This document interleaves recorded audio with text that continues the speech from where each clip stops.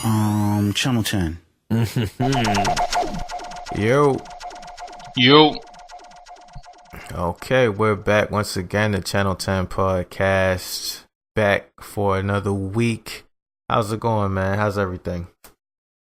Man, everything is going alright, man. Just trying to get a lot of work out the way, man. That's all I can say at this point.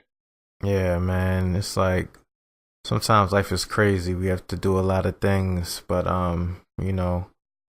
this podcast right here, slowly building week by week, getting more views, getting more interviews, and it's definitely an escape from the doldrums of everyday life sometimes. Yes, it is. I must agree. Yeah, and today we have a legendary interview with Tristan Art. Just got off the line with him. Definitely an inspiring story. So you definitely want to check out this episode. I mean, it's just interesting seeing this guy build, just from animations to artwork to phone cases and, just where he's come from to, where he's at now, where he's going. It's just crazy, man. Yeah, just based on this interview and just, reflecting back on it as of right now, I think this is one of our best interviews. Yeah, I would definitely say so. So thank you so much, Tristan, for just being so humble and honest and speaking to the people, just about your journey and, giving back at the same time while still building. We definitely appreciate that. And before we get into the interview, we just have to plug patreon.com/channel10podcast. That's patreon.com/channel10podcast. Sign up for that, and just pledge a donation per episode. You can do $1, you can do 20, you can do 100, whatever you want to do. Help us with these hosting costs, these promotional costs, these various costs that come with delivering such legendary content straight to your eardrums. Definitely go to audible.com/channel10. There you have hundreds of thousands of audiobook titles to choose from. I'm almost done with the 50th Law. Next up, I'm probably going to get into this book called Sapiens, which tracks the evolution of mankind. Pretty much whatever you're interested in. I just listened to Joy Reid's book called Fracture on Clintons and the Obamas and black people's relationship to the Democratic Party, which is pretty interesting. Anybody who's interested in whatever, maybe you want to do more reading, don't have the time, definitely trust me, every month you get this credit on Audible and you can get a free book. And not a free book, but you get a book with your credit and you get a discount on any additional books you want to purchase. And it's definitely been a great investment that I've made that's brought enrichment to my life. So I'm not even just talking out of my ass right here. You definitely want to sign up for audible.com/channel10 podcast and get your 30-day free trial and keep on going with that. Also go to channel10podcast.com. Order a t-shirt, click on the store link, use our Amazon portal. Whatever you do, any little bit, it definitely helps. Check out our back interviews. We have interviews with people like Schoolie D, Gemstones, Egyptian Lover, Chill Moody, who hopefully is going to be on a XXL cover this year for the freshmen. Man, so many different people. Gemstones, Mateo Urella, Gista and Blacknificent, DeRay McKesson. Yep. Yeah. Can't forget that one. Can't forget that one.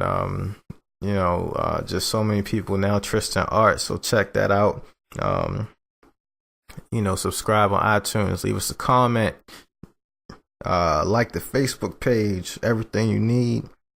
Yeah, right on Stitcher. Yeah, Stitcher, SoundCloud, all of that. Channel 10 podcast yourself out because we're hitting you hard this year. Definitely. And that's all I got to say. You got anything? I guess in closing, make sure that you hit us up at channel10podcast@gmail.com. Just hit us up for any kind of comments, anything that you think that we could possibly do to make the show better. Who you would maybe like to see, especially for the Baltimoreans out there, who you may want to see from the Baltimore or the DMV area that we could get on so you can get to know more about them and stuff like that, or just to hit us up just to say what's up. All for it. All for it. So with that being said, let's start the show. Bow. We used to be like, see you then, Channel 10. And we used to think that people would catch on. But if you're not from Queens, if you don't got Time Warner or whatever, like, well, I didn't know that. Do it, yo. Yo, word up, man. It's a different channel, son. Word up, on, man. Word up, watch the channel, son. Different plane now, man. It's all good. Word up, all good, baby, in every hood, son. Word up, yo. CNN, Network, Channel 10. It's on again. Street niggas, that's grown men. Bold face, gat in your face. Stay in place, yo, crime lace. Cast more beef than Scarface. CNN, Network, Channel 10. It's on again. Street niggas, that's grown men. Bold face, gat in your face. Stay in place, Yo. We're back once again. It's the Channel 10 podcast. It's the almighty AR in the building, Artic, and I'm alongside Singar Superior. And today we have a very special guest, an esteemed artist in the Baltimore area, goes by the name of Tristan Art. And he just, if you just go to his website, Tristan Art, is tristanart.com, you can go ahead and see tristanart.com. That's right, everything that he has going on, from cell phone cases to clothing line to cartoons, and we're very excited to have you on the show. How's it going, Tristan? Everything is good, man. Thanks for having me again. Thanks for having me. Oh, no doubt. So I guess just to get it started off, where are you from originally? I'm from South Carolina. I'm from a very small place in South Carolina called Anderson. If you guys are familiar with Clemson, I know they were big in college football this past season.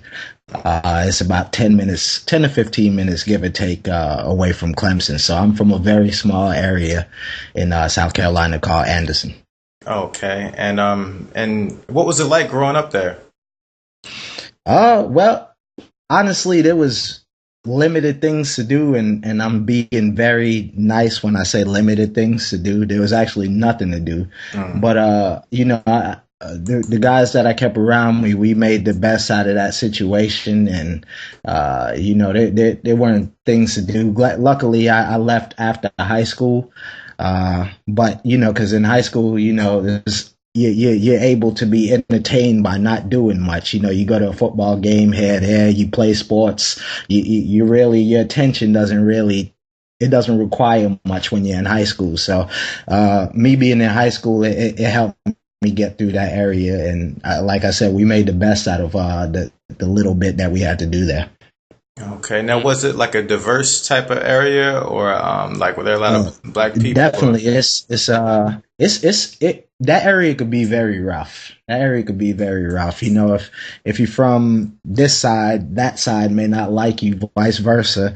And it's not too many black people there as far as the population. So you just have to kind of stick with what you know. But myself, I get along with everybody, so I mixed with every crowd when I was in school, and it made it much easier for me. So during this time, did you back in South Carolina, did you kind of live in your mind and kind of hone your artistic creative abilities during that time?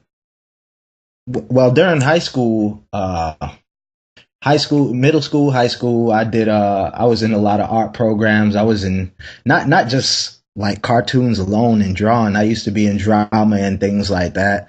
And I used to make like prank call CDs and, make funny country music songs and things like that. So I was always in touch with my artistic ability, but nowhere close to where I am now. That grew over time. And, like I said, I was heavy in the sports. I was a big time soccer player, back in South Carolina. But the artistic ability came maybe about 4 years ago. Like I really started to channel that. like 4 years ago. Okay. Now, what made you make the move to Baltimore? Man, I'll be 100% honest with you guys. I was back in 2000. I graduated high school in 2007. Mm-hmm. So I had a full ride to play soccer, and I declined that. I didn't go to college because I just felt like it was a waste of time. I was going to just go and chase girls, and I was going to basically probably flunk out of school, to be honest. So I didn't go to college. So that was 2007. So I did a couple. I worked in a lot of factories, like basically assembly line jobs in 2008. And I was like, man, this is not life. I can't just, do this 9 to 5. I always felt like I was better than that. Like I was not knocking anybody who has a 9 to 5, but 18 years old, you really can't tell us anything. And definitely just working in the plant wasn't going to be the way that I was going to go out. So, 2008, my brother was throwing parties in Charleston, South Carolina. I'm not sure if you guys are familiar with that, but that's about 3 hours away from Anderson. And he invited me to a party. So I came to a party, and it was like crazy packed, and the atmosphere was just so amazing. And it was so many girls there, and they were my age. And I was like, yo, I'm never going back to Anderson. So, yeah, man, I loved it. So I started helping him throw parties, and we made $100,000 in that year. Wow. We generated $100,000 in that year for the club. And, we were just being young, spending money, not really thinking. And we had 30 grand in the safe. We had 30 grand in the safe. And we really try to give Charleston, the feel of having celebrities, almost like a Miami feel or a New York scene where you'll see a celebrity like any given day of the week. So I think that's where we went wrong. We were booking celebrities. We lost 30 grand in 6 days. We would, I think we rented a venue. It was like 1,500 capacity. I think we spent 2 grand on the venue. Maybe 88 people showed up. We got sponsored by Ciroc, spent $2,000 on the couch for the VIP. Lighting was like 500, renting lights, just trying to give them that Miami feel. And I don't think that city was ready for something like that. So, we lost the money, and I had to do what any dude doesn't want to do, and that's go back home. So, and that really killed me right there. I had to go back home, and I had to live with my mother. And I don't know if you guys ever had to do that, but that's the worst feeling in the world for any man, who considers himself a man. So I went back home. It was a span of 2 weeks where I didn't even go outside. I was so depressed. Like I didn't go outside. I was barely eating. Cause you lose that kind of money, that kind of lifestyle. It hurts to go back to what I went to. So, I was living with my mother, and she was in Anderson, and I don't know what made her do it, but she said, man, I'm going to go to Baltimore. She'd never been to Baltimore before, never even checked out the city, and said, I'm just moving to Baltimore. So I really didn't have a choice. So that's how I ended up here. Huh. So to backtrack really quick, back to the whole party thing. What kind of celebrities were you guys booking, if you don't mind me asking? That's the problem right there. I think that was one of the problems. The first celeb we booked was Bobby V, and this is in 2009. So don't think we don't think we're booking Bobby V now. This was in 2009, and I think we paid 15 grand for him. And then the other celeb that we got was Trey Songz. So, and Trey Songz was on fire back then. Yeah, It was right after. It was right after, and this is not a joke or stabbing it because it really happened. This was right after Chris Brown did the whole Rihanna thing, and Trey Songz was like, okay, he went from Trey Songz to, Trey Songz. Like, he really took the R&B crown once Chris Brown kind of fell off doing what he did, so that was supposed to be like our breadwinner, but it just didn't work. It was a lot of other things that factored into that party not working, but it is what it is, man. I learned a lot from party promoting, man, in business. What are some of the takeaways that you took from that experience? Well, I learned, number one, that you cannot trust people. It's very, very hard to trust people in business, and it's hard to trust people in party promoting. A lot of people are with you when you're up, and not many are with you when you're down, if any. Man, it's just the business is so shady, man. It's ridiculous. The business is so shady, man. And you guys doing the podcast, man, I'm pretty sure, you have people steal your ideas and you like, damn, where y'all get that from? But if you scream it to the world, you look like a hater, right? So, it's just like an internal battle that you have, and it makes it hard for people who are genuine that you do want to work with. So, that's a few of the things that I take away with, trying to keep it as PG as possible. I guess just a sidebar on a music note, that's a debate that goes on about Chris Brown and Trey Songz. Do you think Trey Songz, even with the songs that he had, do you think he would have reached the heights that he did had the Chris Brown situation not transpired? That's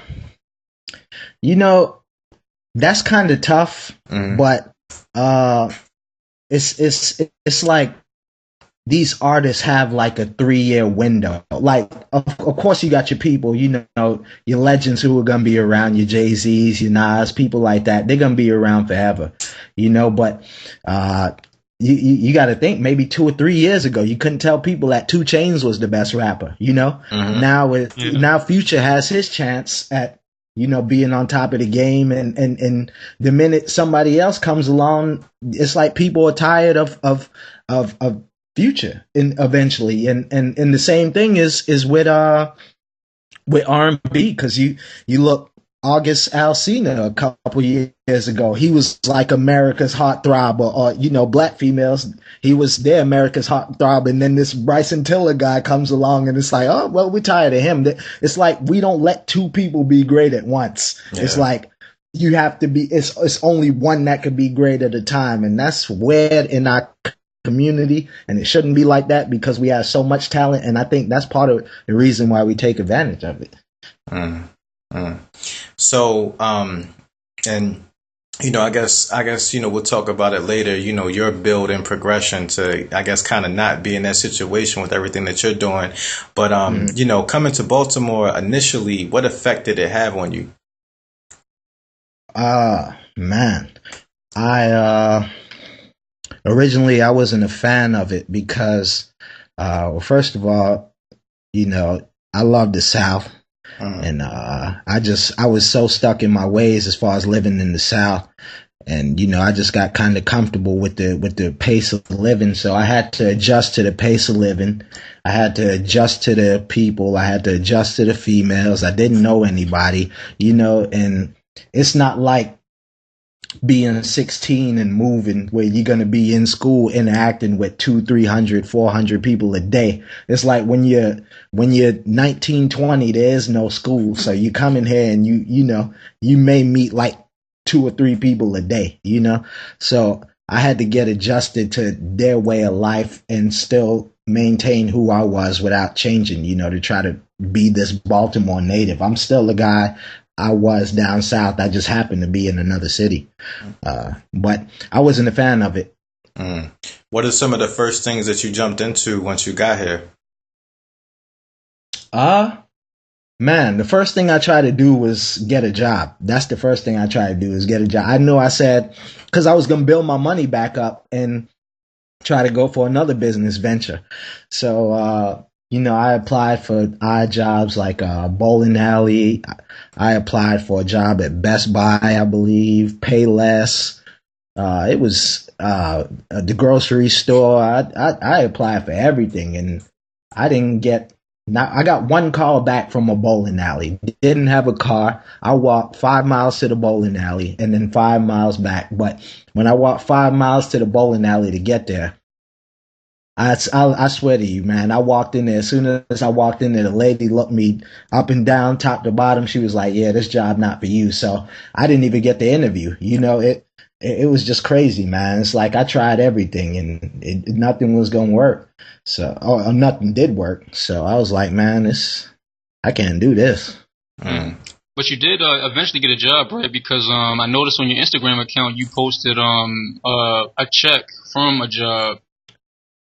Yeah, that's my paycheck stuff from one of the factory jobs that I had. Oh, and it was it was like a throwback Thursday thing, and I was like, man, I could never go back to this again, you know.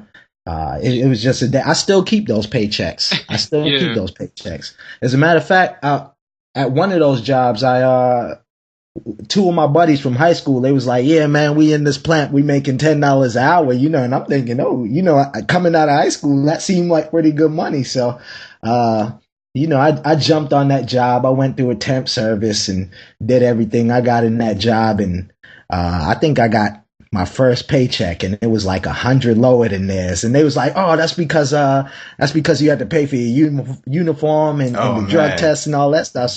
So I was like, all right, cool. Well, you know, next week we can charge that to the game. So next week I got my check and it was 100 less than theirs again. I was like, yo, why is my check smaller than yours and I work the same amount of hours? But you guys know that temp agencies got to get their cut. So one night we was all sitting at the lunchroom, the break table. And the supervisor, he used to I don't even think he was a supervisor. He was a line leader, as a matter of fact. He just looked just like John Candy. If y'all are familiar with John Candy, he's the guy, he's the actor from Uncle Buck. It's a 90s movie. Fat white dude. So he used to just stare at me, grill me like he owned me almost. And that burned me up, you know? So we was at the lunch table in the lunchroom and I told him, I said, man, his name is Thomas. I said, I don't like the way Thomas looking at me, man. I don't think I'm gonna work here no more. I said after lunch, I'm going home. Cause I used to work the night shift, 10 to 7. So they was like, man, you ain't going nowhere, man. You can go back there and do your job. I said, all right. So the bell rung after lunch and everybody started to go back to their assembly line. And I stayed in the lunchroom, ate for about 30 extra minutes, went to my locker, changed my clothes and went home and never showed back up to that job. I know that's not how you should do it, but I was like, man, they ain't paying nothing up here anyway. So, they treat you like crap at those jobs. Yeah. Can you curse on this thing? Yeah. Oh, yeah. Oh, okay. All right. Yeah. Okay. Yeah. They do treat you like shit, man. They don't care about their employees. And that's most companies, man. They don't give a shit, man. Yeah. Yeah, definitely. So during this whole transition, you know, was your mother supportive or you know, was she pushing you to go to school or anything like that? No, but she's like one of those. She was in the Navy for 20 years before she retired. And, you know, when you got older parents, they think either work or military, you know, so she kind of was putting that military bug in my ear, but I wasn't feeling that, you know. So I wasn't feeling that. I wasn't feeling the military. I couldn't do it, and man, I couldn't do it. I couldn't work and I couldn't be in the military. That just wouldn't work for me. Now you have younger siblings also, right? Oh yeah, I have a younger brother. Okay, and so did he also come to Baltimore with you guys? Yeah, he came. Okay, yeah. So like, so how was your younger brother's transition to Baltimore too during this time? Well, he's in school, so at first I think it was much easier for him than it would have been for me because he's in school. So you know when you're the new guy in school, and I was telling him before he went to school, I said, man, you can be the shit when you go to school, because all these young girls, they done seen all these dudes that they in school with, and now you just, you have this mystique about you. You're this mysterious guy that nobody knows about. So they're gonna try to take their time to figure out to know you. And I remember when I was in school, man, all the girls that I used to want to rock with, when the new dude came to school, it's like he was the best thing since sliced bread. So I knew it would be much easier for him because he was in school. And it's been a pretty smooth transition for him. That's what's up. So, through all this, what sparked that impetus to go ahead and get back into doing the art and, turning it into something? Well, I was just, sleeping till like 4 o'clock, 5 o'clock in the afternoon, not doing anything. And, taking turns playing NBA 2K and, Modern Warfare, Call of Duty, shit like that. I was, playing video games with my little brother. And I was like, yo, I know how I feel inside. I don't know how he feels inside watching me do this. You know what I'm saying? So I asked him one day out the blue. I said, man, what do you see when you see me? And he said, I just see my big bro. And that shit hurt. That shit hurt me, man. To be real, that shit hurt me because I was like, man, I'm not a role model. I'm not a positive influence. He just look at me just like I'm just a brother. Not somebody he could come to for advice. So I was like, I gotta tighten up because this shit here ain't gonna work, So that's what really sparked me, was just I felt like I had to be a better leader. For him, So that really changed my mind, and I was like, man, at the time I really wasn't, seeing too many people do cartoons like that. So I was like, I've been fascinated with cartoons my whole life and voice acting and things like that. Let me see if I could create my own cartoon. So what was your first foray into that world? Did you just like jump in to try to do a cartoon? I tried not from the animation aspect as far as the cartoons moving. I was just really focus on character design. I wanted to, try to get some character design, try to write a little script, things that I thought might have been funny, and eventually put a cartoon together. So it really just came from character design. And I was like, well, I could try to design characters from people I really know, instead of drawing characters from scratch. Let me draw people that I know what they already look like. So that's where it came from, with me just doing illustrations originally in the start. Now, did you start off, when you started doing that, was it like pencil to the paper, or because I know you do a lot of digital work, or did you just jump into the software aspect of it? I jumped into the software aspect for the only reason is because I wanted to get familiar with the programming. A lot of people call themselves artists, and I'm the best illustrator, that's best and can't fucking draw. I actually can draw, but I just wanted to get familiar with the program, because drawing is like riding a bike, that's something that you won't forget how to do. But learning this programming and learning frame by frame and what a vector is and things like that, I had to learn all that stuff. So I started straight from the program because I already knew how to draw. So was it Illustrator that you started with, Adobe Illustrator, or was it something else? It was something else. Okay, that's what's up. Now, go ahead. So when you first started out with animation, did you base like some of your earlier animations on some of your favorite cartoons growing up? That's a great question. No, not really, because my favorite cartoons are like Bugs Bunny and the Looney Tunes in general. Bugs Bunny is my favorite Looney Tune, and SpongeBob. I'm a big SpongeBob fanatic.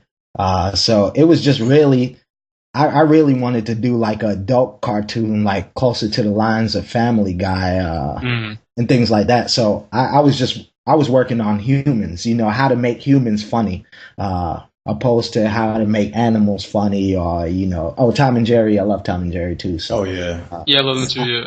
Yeah, I was focused on trying to make humans funny, opposed to making animals funny. But animals being funny is just like, that's another level of funny, because like you can't understand it almost, that's what you can understand a funny human, but an animal being funny is like next level, and that's what makes characters like Brian on Family Guy so memorable, because he's a dog and he has human life-like qualities and is able to make you laugh, so that's just different.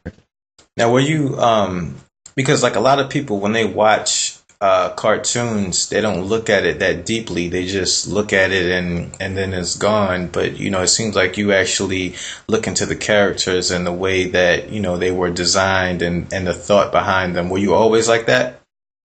No, it was until I did my first. It's maybe before I did my first cartoon. I was like, man, if I put some dumb shit out here, these motherfuckers are gonna roast me. That's what I was thinking, So I was like, I'm gonna almost study it like game film. And a lot of people, going back to Tom and Jerry with the reference, a lot of people think that it's the content in the cartoon that makes the cartoon funny. I'd say that's 40% of the battle. Maybe, no, it's 30% of the battle. You know what it is? It's the music.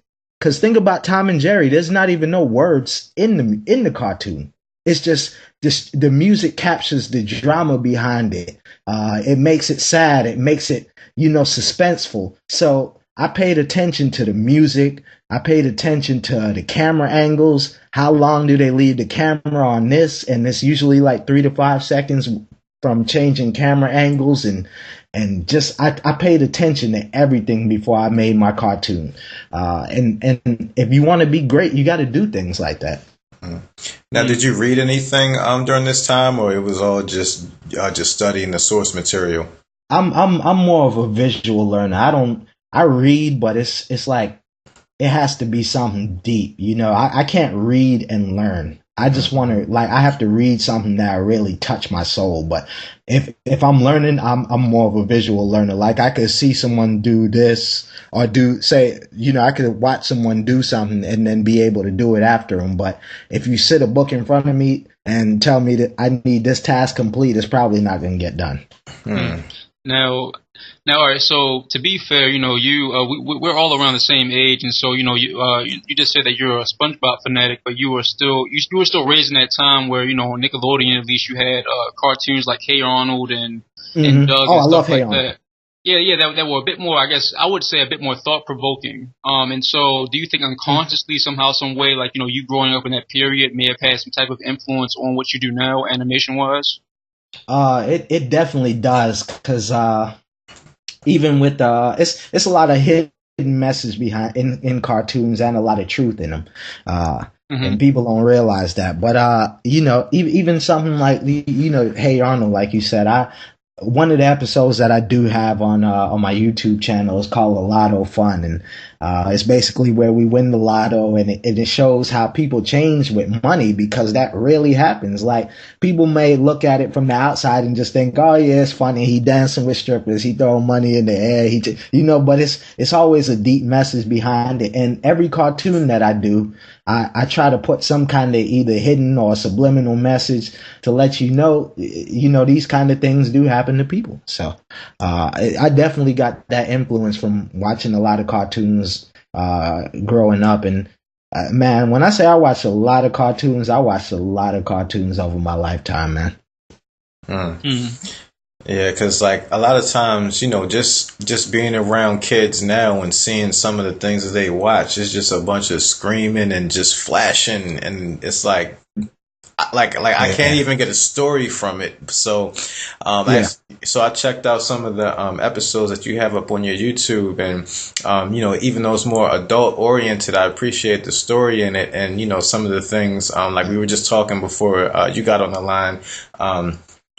there was one part where the guy was trying to call 911, but his phone wasn't working. Yeah. So he was like, it's saying that, it's insufficient funds or whatever on the phone. I forget the exact wording of it. But then he went to the store and he's like, what's wrong with my phone? It's like, you haven't paid your bill in 3 months. Oh, okay. So what's wrong with my phone? And it's like, stuff like that is so pertinent, but it's also so humorous at the same time.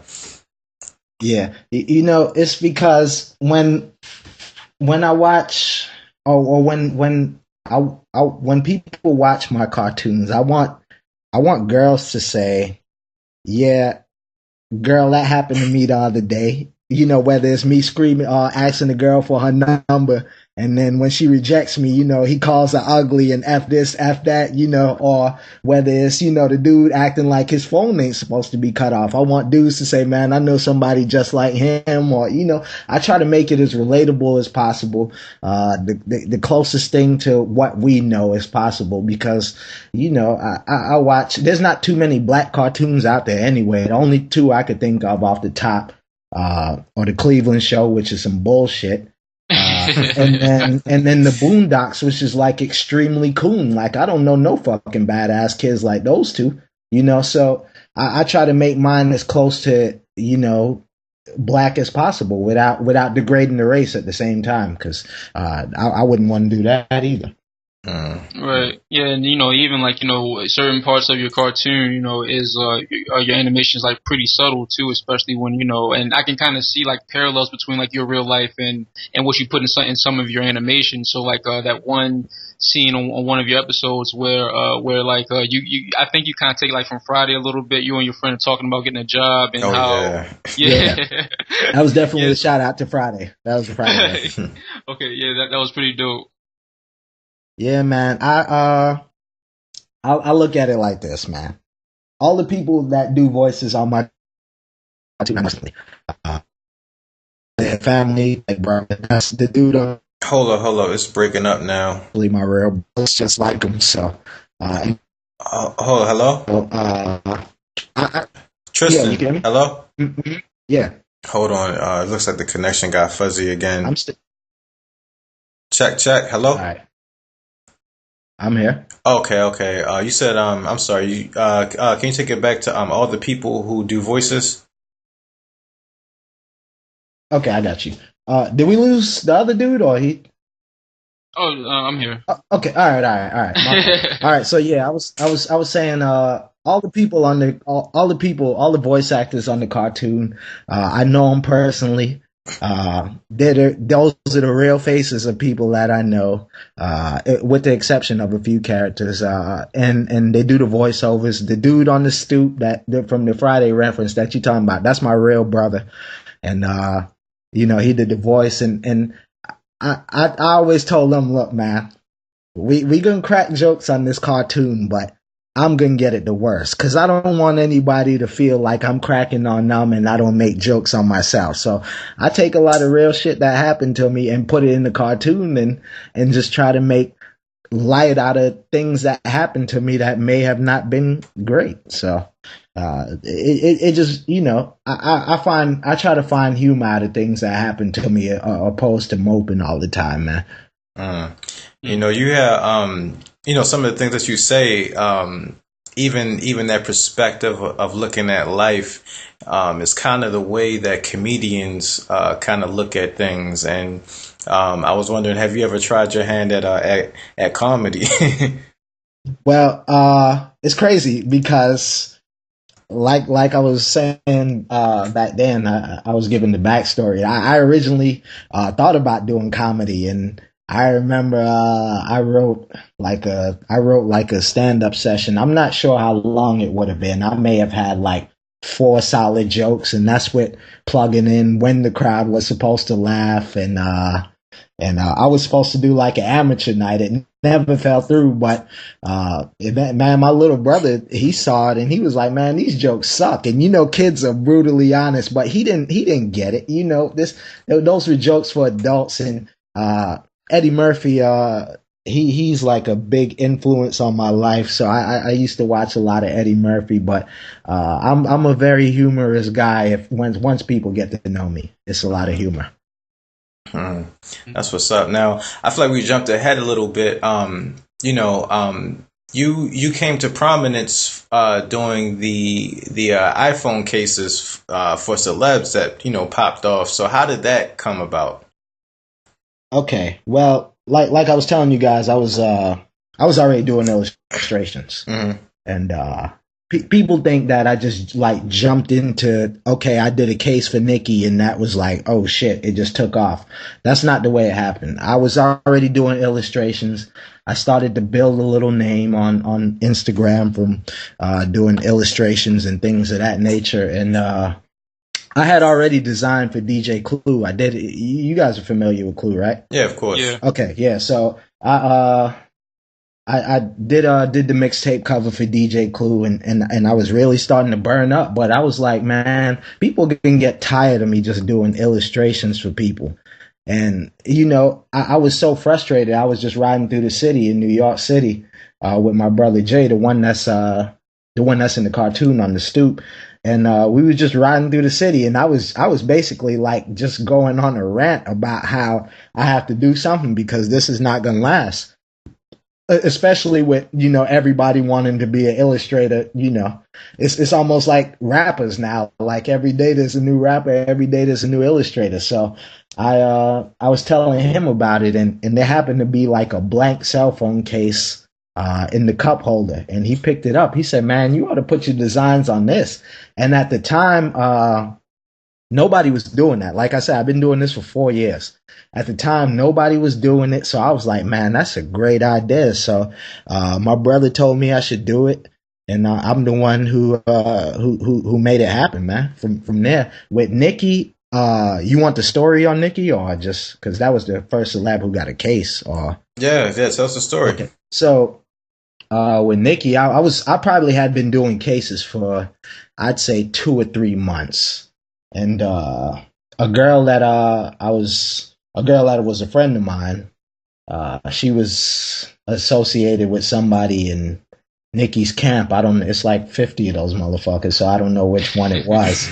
But she was like, he showed Nicki Minaj your work and she loves it. She wants a case.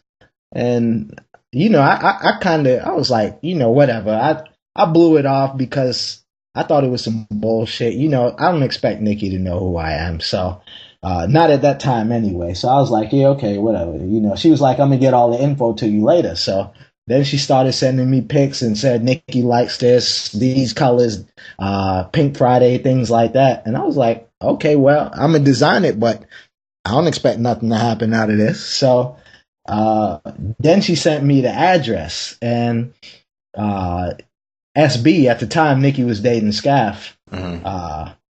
He got a case too, and I sent him the picture, and he was like, "Okay, that's fire." So I was like, "Shit, this might happen for real."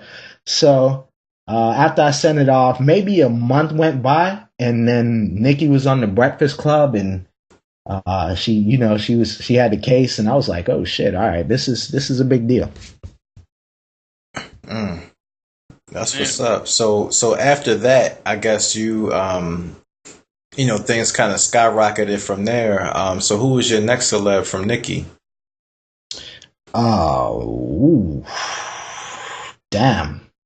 I want to say it might have been LeBron. I think LeBron was after Nicki. I'm not sure, man. And that's not just like exaggerating. I've done thousands of cases. I can't remember in order who it was, celeb by celeb, but it may have been LeBron. I think it was LeBron, and it's a crazy story with that too, man. I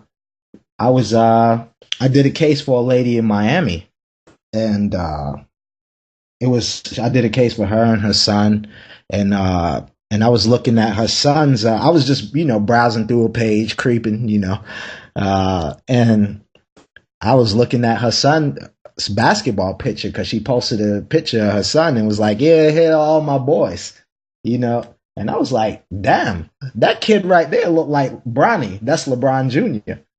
And I was like, I asked her, I said, I didn't know you knew LeBron. And she's, or Savannah. I said, I didn't know you knew Savannah. And she was like, yeah, we just met and we're hanging out and blah, blah, such and such. And I was like, yo, I definitely got to get a case to LeBron, you know? But I never asked her because I don't ask people to do things like that. You know, you don't want to tear down a relationship trying to make it look like you need something from somebody or, you know, want a favor. So I never asked her. And maybe 2 months had passed by, and just one day I got an email, and it was from that lady, and she was like, yeah, Savannah and LeBron saw your work. They want cases. So you guys know, man, it's all about who you know. Yeah. It's all about who you know. Yeah. Now, at exactly what point did this spark in your mind, like this is a viable business? The minute I saw Nicki with a case, I knew I was on to something. You know what? We could rewind that. The minute I came back from New York, and I did a couple sample cases, and I posted it on my Instagram, and I was like, if I do this, how many people will buy it? And I think I got like 800 to 1,000 comments. Wow. You know? And you guys know, realistically, 800 to 1,000 people, maybe 100 of them will buy it, if that. Right? So I was like, well, shit, that's all I need right there. You know? So I didn't give a fuck if one person said they was gonna buy it. I was doing the shit anyway. So you know, I was gonna do it anyway, but that gave me like a boost to like, okay, nobody is doing cartoon cases right now. Let me do it first, you know. So how did you you know, I don't know if you want to talk about this or not, but how did you go about getting your images actually on the case? Like, did you go through a manufacturing company? Oh yeah, we could talk about that. Okay. I definitely went through a manufacturer because like I was walking blind into the business. You know, like when I was doing illustrations, I wasn't really like sharp with business. You know, I was just trying to get money here and there for doing illustrations. So when I jumped into the cases, I basically researched, and I think I was getting like $35 per case. Or I really wasn't getting $35. Actually, I was charging $35 per case.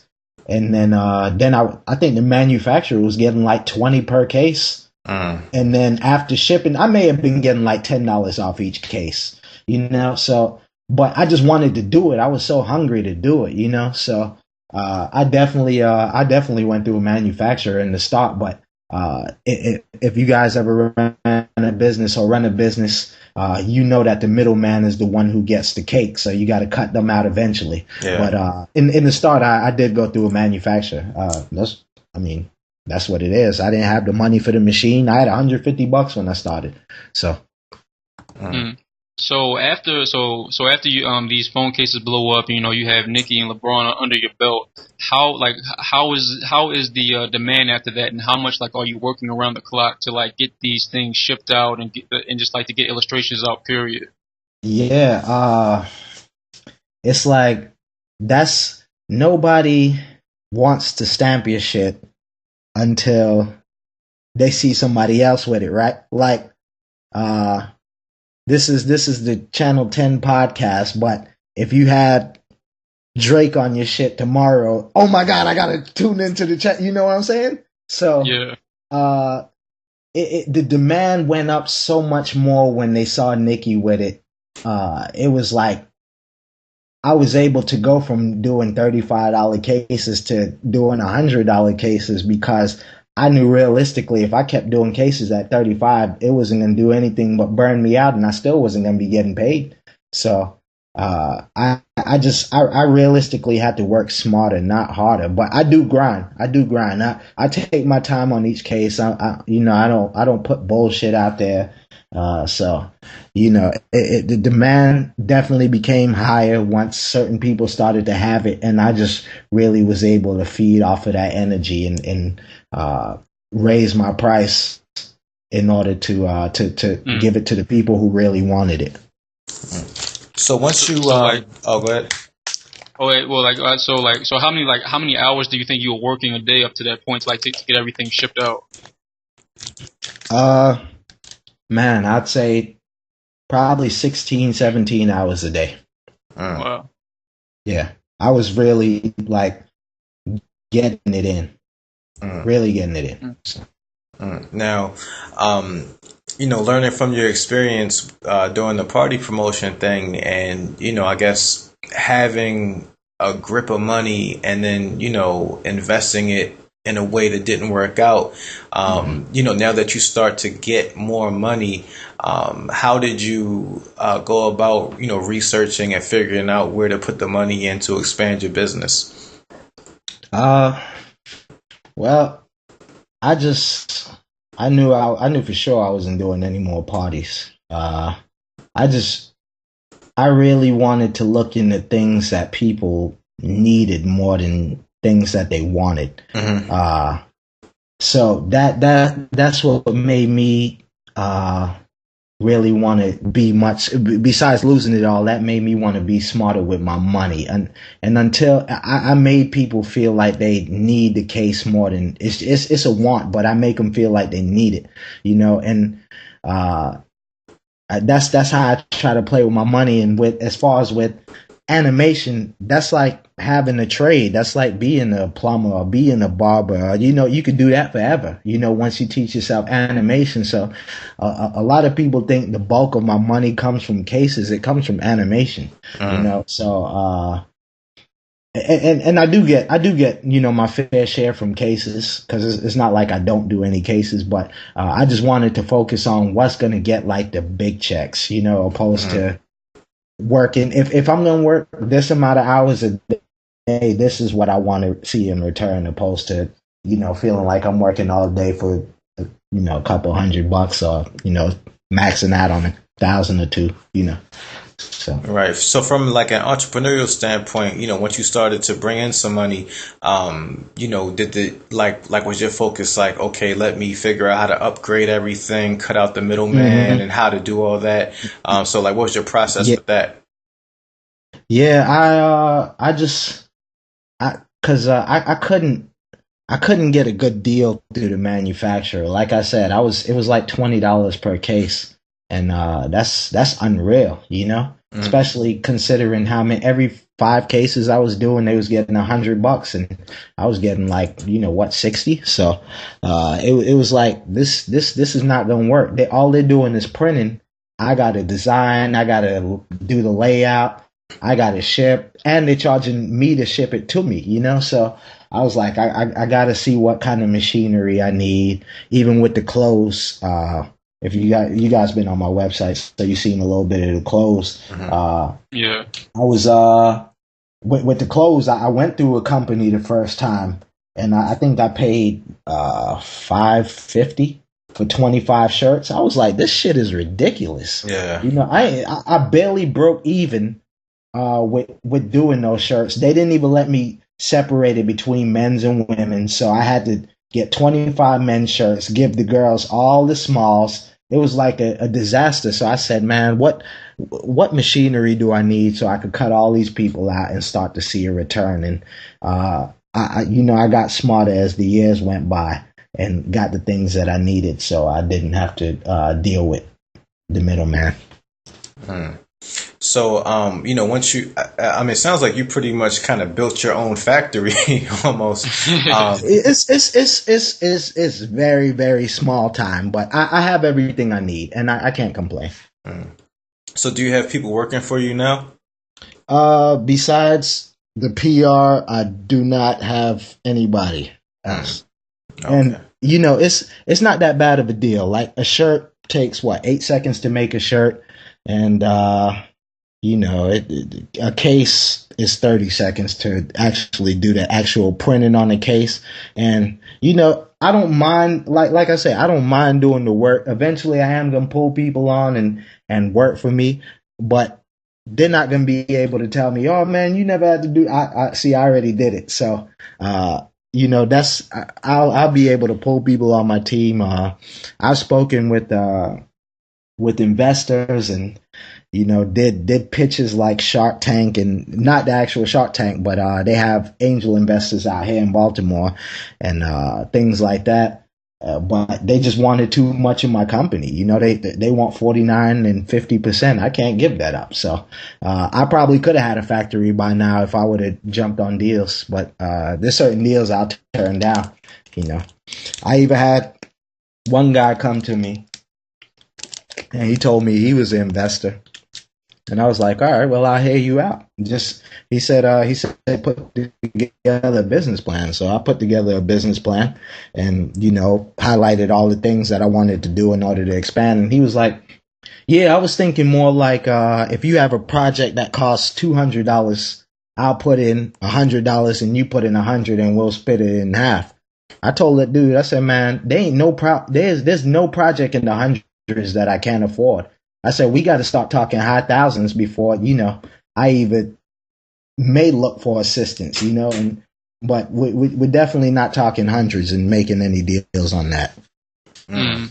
So when it comes to, because it seems like up to this point you kind of split your time between New York and Baltimore. So just like, you know, being in both of those different kinds of scenes, do you like notice like a difference between the business cultures of like New York and Baltimore per se?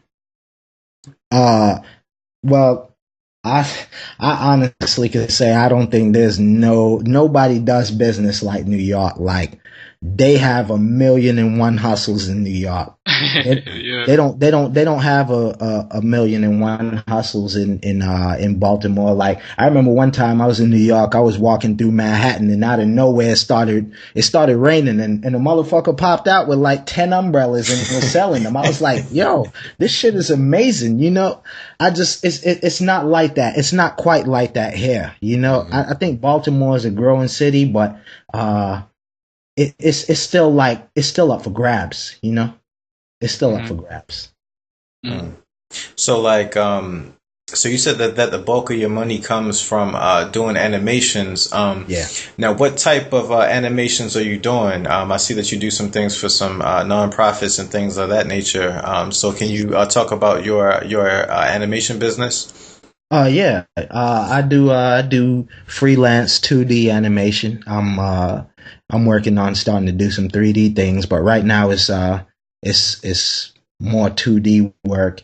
And, you know, I do like freelance commercials, 30-second TV spots. I just did, well, not just did one. Well, actually I did just do it. It was a project called No Secrets Between Us. And that's a child sex abuse, program that we did, and that landed on MSNBC. We just translated into a Spanish version, and I'm about to illustrate the book in Spanish as well. So I do that. Do you want me to talk about all the things that I'm involved? Okay. Yeah, go ahead. I'm also involved in Nifty, and that's NFTE. That's the Network for Teaching Entrepreneurship, and it's basically we'll go to schools in the Baltimore DMV metro area, and we'll listen to kids' business plans and things like that. These are kids like from low income homes who we encourage them, to want to become business owners and do things like that, so they're not in the same situations that their parents may have placed them in, or their parents may have been placed in. So, and man, these kids are so smart. It's not even funny, man. They just need somebody, you know, they want to learn. They just need a leader. Mm-hmm. Yeah, I think far too often, you know, people, you know, they look at the kids as just lost, and especially in certain areas. But, you know, there's a lot of talent and potential there. You know, it just takes somebody to actually, you know, pay them attention and, you know, listen to what they have to say. So I definitely applaud you for doing that. And I do see that you are involved in a lot of, you know, community work. How important is that to you? And, you know, can you speak to some more of your community initiatives that you're involved in? I volunteered with the Baltimore Child Abuse Center as well, and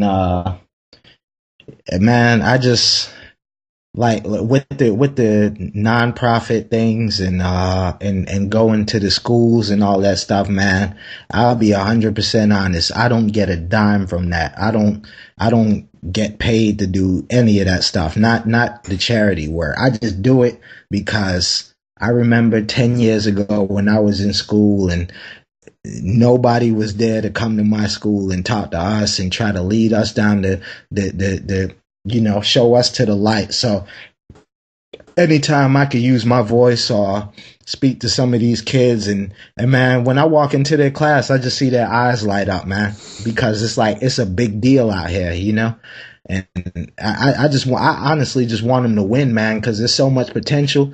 But again, they don't have nobody to look up to, man, especially these young girls, man. They were watching this bullshit Bad Girls Club and bullshit Love and Hip Hop and all this dumb shit that's on TV, and looking at these strippers and vixens on Instagram, and they, some of them actually do aspire to want to be that, and they don't know what they're aspiring to be, because these girls they don't even know what the hell they want to be, but they're selling a false life on the internet, and it's making people believe that. So I just want to be able to change a few lives, man.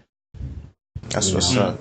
And so, and this also goes back. I looked at an Instagram post that you put up over some months ago, and it was a message that you received from someone at a school that you spoke to, and he or she mentioned the fact that the young people there, at least, they often feel isolated and alone. And so, with that being said, I was curious to know, like, when you go to these schools, do you tend to notice like a lack of I don't know, like artistry or like artistic interest, or even within their curriculum inside these schools that you do speak to? I had already heard about the school. The last school I went to, it was like one of the roughest, toughest schools in Baltimore. Like when I went up there, you had to go through a metal detector, and I was like, oh shit, here we go, but I wasn't not gonna go, first of all, I ain't scared of no kids, and, so I said, man, I had to go. I had to see it. So I went in there. First of all, when I go to these schools, another thing that I do to identify with them is I dress like me, how I dress on any given day. I don't wear a suit and tie, I just dress regular. I dress down. I wear whatever I want to wear, So I went in there, and the kids were one of the kids in there. He had looked high as shit, like his eyes were red. I was like, I'm gonna go over here and talk to him and see what he's doing, because they all had their PowerPoints pulled up on the computers. So I went over to him. I said, man, what you working on here? And as soon as I said that, he was like, I'm working on it's a fish tank that determines when the filter needs to be changed, the temperature, when you need to feed it. It has a motion camera, and I was like, even I didn't expect this from this kid, because we tend to look at him and be like, oh man, that's trouble right there. That's trouble. But if you just talk to him, you'll see that they're a lot smarter than people give them credit for. Some of them just act dumb just to try to be cool, and that's not the way to go. Now, did you have any mentors at all when you were coming up? I didn't have any. I didn't have any. I think that would have put me on the game a little bit faster, but at the same time, the humbling experience is the only mentor you ever need in life to get you on the right path. Everybody goes through that humbling experience. It's going to be something in your life that you go through, and it's really, really, really, really, really going to tighten you up. Yeah, that's definitely true, man. Yeah, man. I'm telling you, it's not a game. It's not a game. So, what's next for you? I just looked at an interview that you did with Marty Bass, and now I see you have the iPhone 6 cases with the charger in them, and something like that to a lot of people, it just seems so like you have to be so corporate in order to even conceive of putting something like that together. So how did that come about? Well, I was already, again, I always try to challenge myself, and I was already doing the custom cases. But then I was like, man,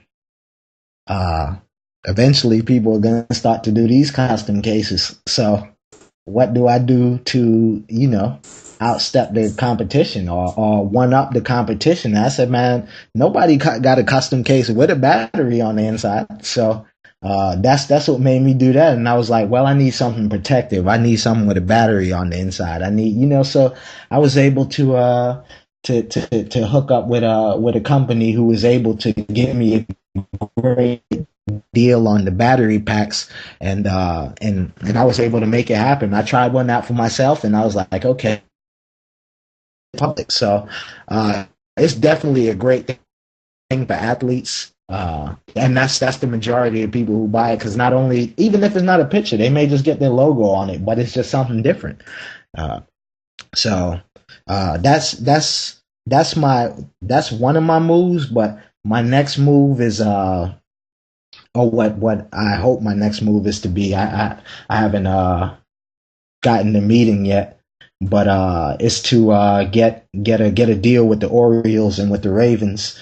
And get some of my cases in their gift shops, because I think their fans will love it, man. I think their fans will love it. I already have a few prototypes and samples for them to look at. We're just waiting on the meeting, so that would be a big deal if I could get the Ravens and the Orioles on board with this, and maybe Under Armour too. Under Armour is based in Baltimore, and they're becoming huge. Yeah. And the crazy thing about Under Armour, like I was telling you guys about the investor that reached out to me, that wanted 50% of my company. He went to school with the creator of Under Armour, and the creator of Under Armour told him, right when they were fresh out of college, he said, man, I'm about to start this company. It's going to be athletic gear, sports training wear. He said, man, I don't have a lot of money, but just come along with me, and I promise I'll make you a rich man one day. And the dude didn't take the deal. He didn't come along with him. And, now that dude it's like he's trying to capitalize off any person, now to compensate for what he missed out on years ago, So I just thought that was crazy how it's like 6 degrees of separation with that. That's crazy, man. That's just an amazing story. It seems like, through all your experiences, I can see a book coming from you one day, sooner rather than later. Man, hopefully I could, lay down a book or something like that, man. Like, my experiences are very, very, very, very deep, man. Like, and this takes a lot for a man to say, man, when I was homeless, man, not every night, but I've done it before. I've shed tears, man. I shed tears because I couldn't understand it, man. I still remember I had all my luggage. You guys ever seen like one of those big green military duffel bags? Yeah. I had one of those bags with all my clothes in it. And that it had to be about 40 pounds. I threw it over my shoulder, man. I had $3 left. I got a one-way Metro card in New York and literally just rode the train all day back and forth on this route just so I had somewhere to sleep. I ain't trying to go back to that, man. And that was that. It hurt my heart because I didn't have nobody, so that hurt, man. Man, you definitely have an amazing story. We definitely appreciate you, sharing some of it with us. I guess in closing, what advice do you have for anybody that's just trying to come up right now? I'd say, and I know this sounds cliche, never quit, because something eventually is going to happen for you. Mm-hmm. I'd say, do not let opinions affect the way that you're going to move. Because a lot of people who are giving opinions already quit on their dreams and they're scared of you actually achieving yours. And I'd say, man, give it all you got. If you're going to do it, go 100%. Don't give it 90. Don't give it 80, 70, 60. etc., etc. Give it all you got, and something will shake for you. Something will come out of the deal, but you really gotta want it. You really gotta want it because you're trying to go for something that doesn't physically exist. It's just the thought alone of you being the way you want to be that makes you either keep going or quit. So that's the advice that I give to everybody who's out there who's trying to go for it, man. And you know, hopefully the next time me and you guys interview, you know, we're in some big time building, man. You know, definitely. And, we having another sit down. So, you know, but I just, man, I'm a big fan of the underdog, man. I'm a big fan of the underdog, man. I always go for the underdog. You know, anybody who's out here trying to get it, man, and don't let nobody stop them, I'm a big fan of that.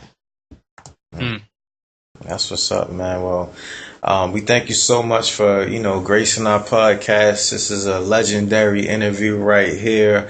Thank you, man. TristanArt.com. Log on. You have anything you want to plug right now? TristanArt.com. Tristan's World, the season will be finished sometime this year. I'm still working on it, still writing. Ladies, all the beautiful ladies out there, at Tristan YB, TRISTANYV. So that's about it right there. You know, I had to shout out the ladies. I'm single, so I figured I'll go ahead and, you know, put that in. If any of that want to follow me, we could make something happen. Hey, man, that's what it is. Thank you so much. Channel10podcast.com. Log on, and we out. Peace. Appreciate you, fellas. All right, fellas. No doubt. Yeah. Feeling is here. Yeah, son, you feel it, man. Word up, son. You gotta just do it, yo. Yo, word up, man. It's a different channel, son. Word up, on, man. Word up, watch the channel, son. Different plane now, man. It's all good. Word up, all good, baby, in every hood, son. Word up, yo. CNN, Network, Channel 10, it's on again. Street niggas is grown men. Bold face, gat in your face. Stay in place, yo, crime lace. Cats more beef than Scarface. CNN, Network, Channel 10, it's on again. Street niggas that's grown men. Bold face, gat in your face. Stay in place, yo, crime lace. Cats more beef than Scarface.